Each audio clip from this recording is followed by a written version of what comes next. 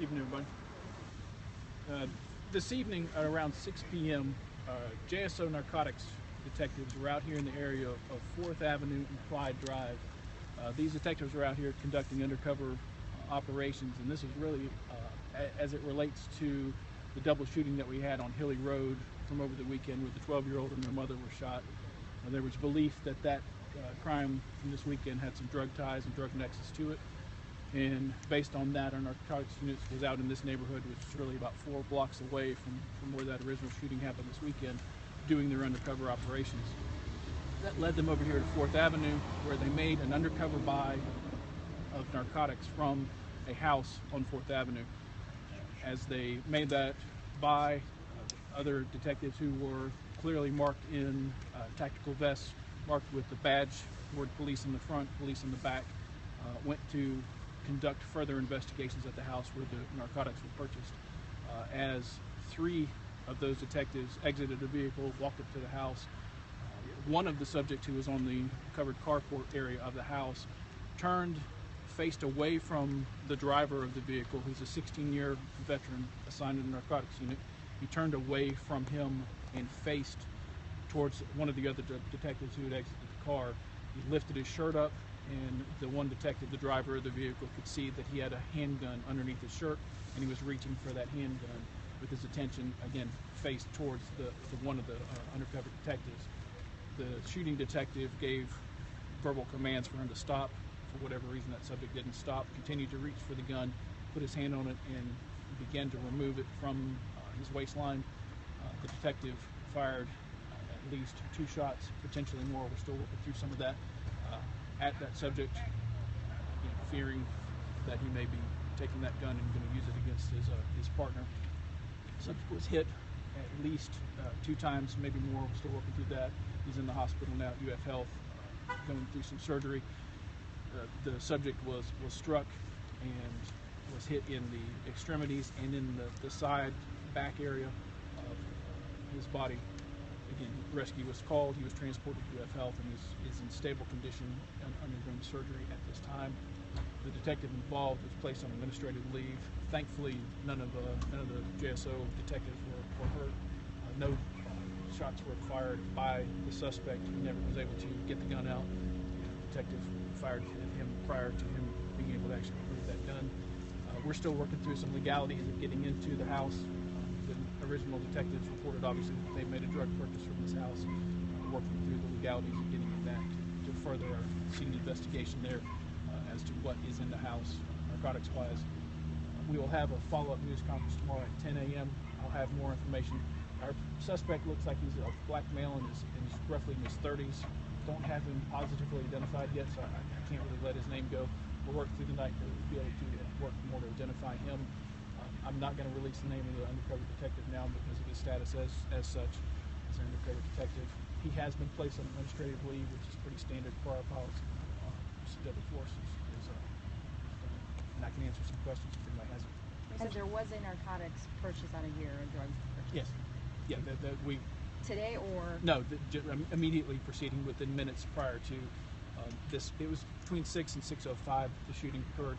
So within 2 or 3 minutes prior to the shooting occurring, we don't wait. These are immediate turnarounds that we do on these buy busts. What kind of drugs? Still working through that. I don't want to let too much out. I'll have some more information about that tomorrow. But as it stands now, I'll let that information out. Was anybody else at the home when the shooting happened? Yeah, there were several subjects on the porch. I'll have them identified tomorrow for you as well. But there was at least 3 individuals on the porch and 1 who had exited from the house, which is consistent with the way that we purchased the drugs. Was anyone arrested because of this undercover? Yeah, still working through that. Again, the legalities of getting into that house and knowing who was actually in possession of it. At least 2 of the subjects on the carport that were stopped were in possession of narcotics. But as it relates to where they were in the drug sales, that still is still working through some of the details of that. So is this related to the shooting that happened? I don't really know at this point in time. Again, we're 4 blocks from where this little girl and her mom were shot. The information that we had over the weekend, and we continue to work that case throughout the weekend and into today, was that there is a nexus there to drug sales and drug use to what occurred with their shooting into that house. So it's common So we sense. can say it could be related. Well, yeah, it's in the same neighborhood. It's a good approach to take, that if that shooting is related to drugs, the people buying and selling and using drugs in this area either could have information or could possibly be related. We're still just a couple hours after this occurred. We're going to look through the subjects that we have there, the subjects that we have in this immediate area, to see if they have some relation to that. But those detectives were here believing that there could be a connection, correct? Yeah, I mean, honestly, it's common sense that if we think that drugs are related to that shooting, that we come in this neighborhood, and I'm sure the good people that live around here are well aware that there's drugs sold and used in this neighborhood, and probably happy to see that we're out here doing that. Was everybody at the home arrested, or just the person who was shot at? The guys that were on the porch, were they arrested? Well, we're in the process of doing that now. Again, at least one of them had narcotics on them, but we're still working through the other parts of that. The people that were taken into custody will be interviewed and try to find out what they may know Or not. if they have any relation to anything. And what about the homeowner? Still trying to find who the homeowner is. It doesn't look like we had that homeowner in our custody, so again, this could be a drug house that we have over here. Sad as that is. How many detectives total were here at the time of the shooting? There were at least 3 doing the immediate takedown. When we do these undercover operations, you can have as many as 10 to 12. The work that these men and women do in our narcotics, the undercover status that they work in, is an extremely dangerous, very volatile. It's no surprise if there's a connection between drugs and guns and violence. Those who sell drugs and hang out with those that do many times arm themselves. Obviously today they're not afraid to try to take those guns out. Why somebody would decide at the order of a police officer to not touch the gun, to stop and continue forward, the fact that they do that just highlights the danger and the risk that the men and women who are doing this job, the narcotics job, they face every day. Can you tell us again how many people, we want to make sure I understand how many people are in custody? At this time we have 4 people in custody, Including the suspect including at the the hospital? suspect at the hospital. I know it's still early, but have you guys ever responded to this house before for drugs or anything? I'll have that information for you tomorrow. That's just as a general course of action that we'll do. We'll look at the locations to see if this is a repeat location that we have, if it's related to it. It appears today that our efforts at this house were just pretty random here, but we'll go back and do a further investigation as to the address and see what happens from there. And in your opinion, do you think that was a good move for the officer to shoot the suspect? Try not to put too many opinions into what I do and go primarily just on what the facts are. You know, when we do these officer-involved shootings, we'll take a look both from a criminal aspect for the use of deadly force and do an investigation into the officer's use of deadly force and deployment of deadly force as it relates to the law and whether it's legal. The state attorney conducts a completely separate investigation into the legalities of that use of deadly force.